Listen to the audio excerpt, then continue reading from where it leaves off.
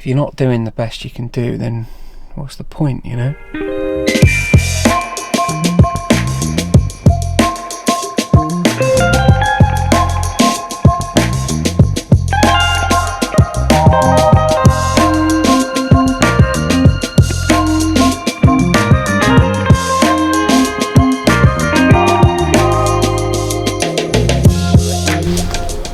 It's Carl from Studio In Car. This is Stephen's RSQ3 and it has been a fantastic challenge. Alright, it's had a full system done, it's all working perfectly, it sounds excellent now. Sometimes we get hit with stuff that we've never really done before, and we get asked that a lot, you know, have you ever worked on this before? Have you ever done this before? My answer is always, you know, if we haven't, my answer is always, well, no, but, you know, we love to learn. We want to get to know these things. We want to figure these things out. We want to figure them out from an integration standpoint. What will fit? What do we have to design?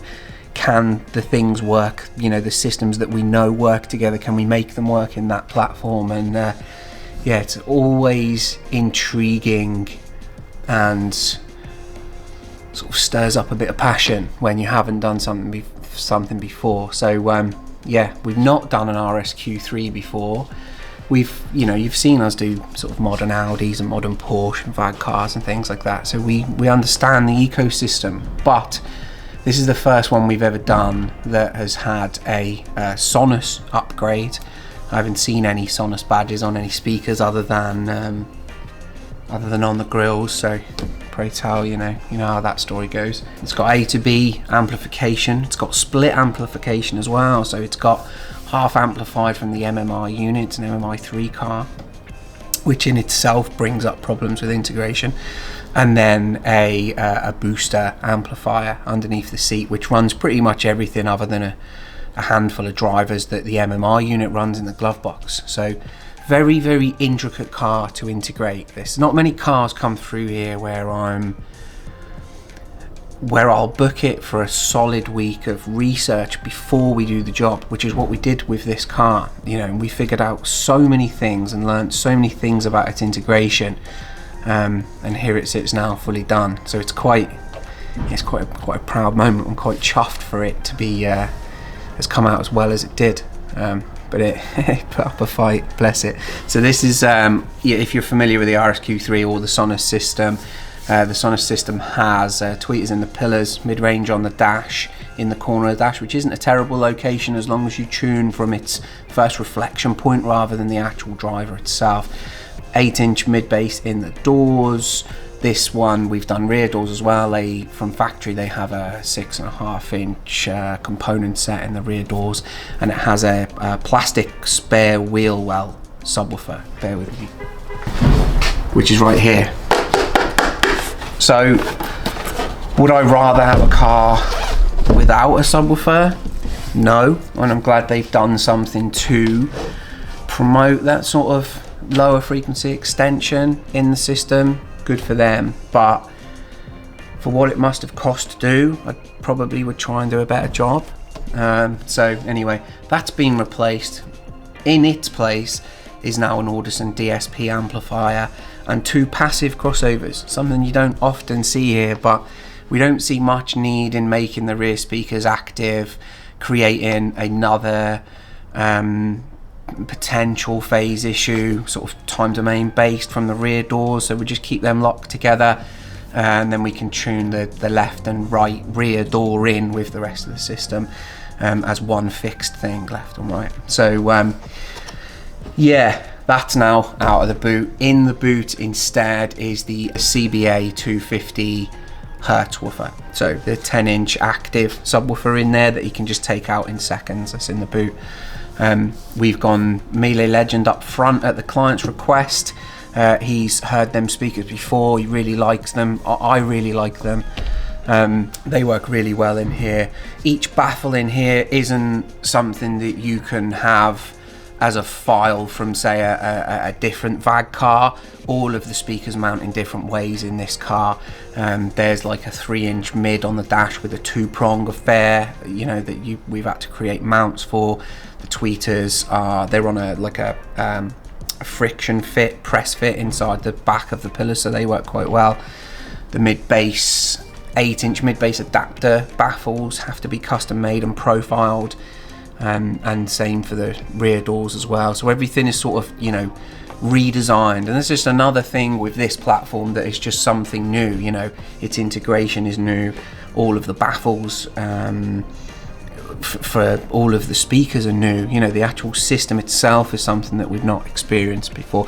The A2B sort of partially amplified system is a new thing for this model, and is also going to be not to try and make it too boring, but it's also going to be a protocol for cars moving forward. I think you're going to see more proprietary Ethernet sort of based cars for signal transfer. It's just faster and higher bandwidth. It makes sense.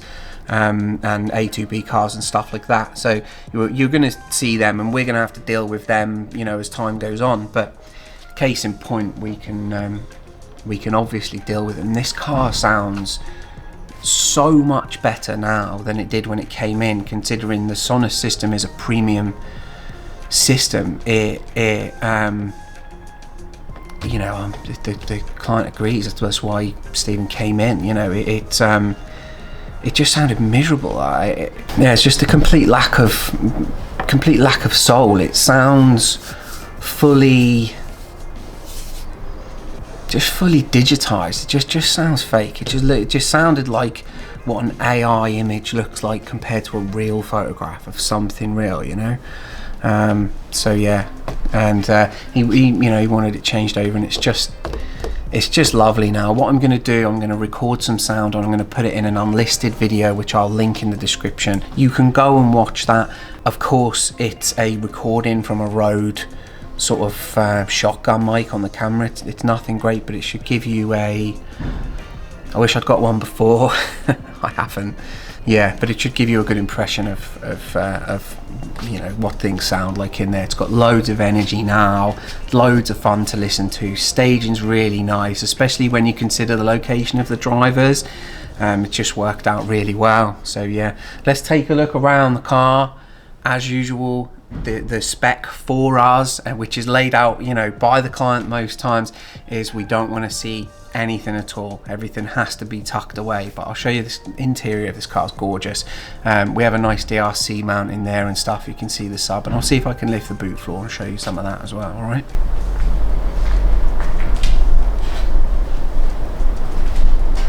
Yeah, so first things first, it's a lovely spec, isn't it? A nice colour on this one.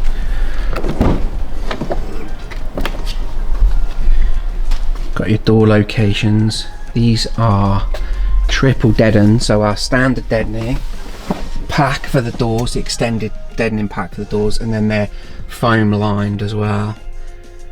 You can see the Sonos grills up there on the dash, and then the tweeters on the pillar. So the mid-range faces the screen, and the tweeter is relatively on axis with the driver. They've done quite a nice job of shifting the tweeters around. And then we have our DRC mount here. Now, Stephen didn't want his cup holders. He doesn't like anyone eating or drinking in the car. I can get behind that. So Stuart created this with these sort of contours around, which take up the same sort of feeling as the Audi interior. Same sort of gaps all the way around. It's really nice. People miss that sort of stuff, that sort of artistic flair when it comes to things like that.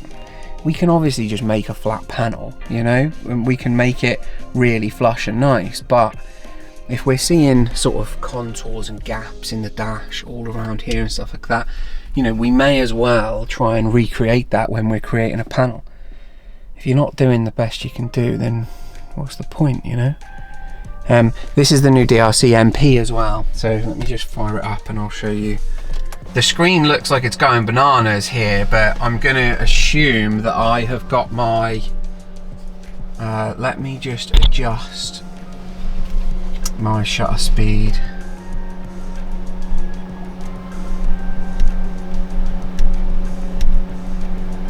Okay, there we go.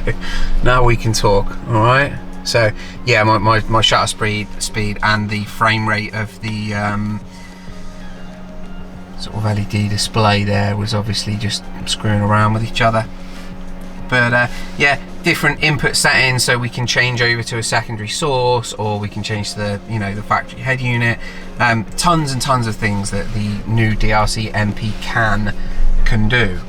All right.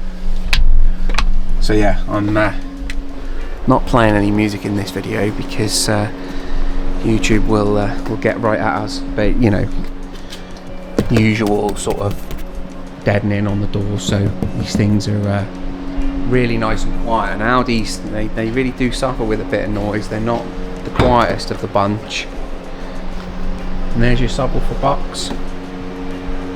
We've modified his rubber mat on his floor because we don't want that subwoofer box slipping around, but that can be out in seconds. You've got a quick release plug on the side and out it comes. And then if I lift this up, I should be able to show you the install underneath the floor. And that is the AFM 8.14 bit. Audison's, they've got two at the top, Audison, the 12.14 and the 8.14, and depending on the amount of speakers you have and how you want to run them, you're better off using the 8.14. It just, to us, it just has a much more energetic and fluid sound than the 12.14. The 12.14 can sound a little strained, and it's probably because in comparison, it's probably because it's doing a lot more, rather than the 8 channel is just, yeah, it's just a full frontal. It's just got to deliver that power, you know. Yeah, so that's why we opted for the 8 channel in this one. We aren't using any more. We've got passive rears, 3-way front and sub. We've also, you know, you've got 8 output channels on the 8.14 bit, but you've also got 6 DSP channels. So you could add more if you wanted to. You could use any of the other Audison sort of slave amplifiers on the DSP output, so you could just have more channels that way. I know it's been a bit more techy and a bit more geeky, this video, and maybe, dare I say it, a little bit more boring, but every corner we've turned with this car, there's been something new to learn. It's been challenging in a good way. Every single step of the way there's been something to learn. You know, this car has to be, you have to do some deep coding to the car to get it to speak the language we need it to speak, because the Sonos system and the A2B system, it just, whilst you could fit an amplifier after the amplifier that's already in there, it's just not the right way to do it. You won't be able to get rid of all of that processing, regardless of how good the input side of the DSP amp is that you're going to use. You know, this system in this car, we're some of the best fitters in the world, you know, and this system in this car was quoted by someone else, I think, and the booking was 1.5 days. You know, we've had this car now for over 2 weeks. We had it for a week of researching it, and then just over a week of installation. That's with all of the design, all of the installation, all of the networking, all of the integration stuff, and learning those things at the same time. God knows what would have happened to the car or the people that quoted it in a day and a half. Like, you've got to be careful with stuff like that. You know, if it doesn't look right, walk away, or at least get another opinion, you know. So yeah, this has been the RSQ3, slightly different video, but wicked system. The outcome's great. Like I say, there'll be a link in the description if you want to hear it. I just can't put them in the main videos, because what it'll do is it closes our sort of YouTube down, and it stops you people from seeing this video. It just doesn't show it to people. So yeah, I'll do an unpublished or a private video or whatever, but I'll make sure the link works. All right, I'm Carl's Studio in Car. This is Stephen's RSQ3 with a Sonos rip out because it sounded awful, and a full Audison Hertz system in there. Take it easy.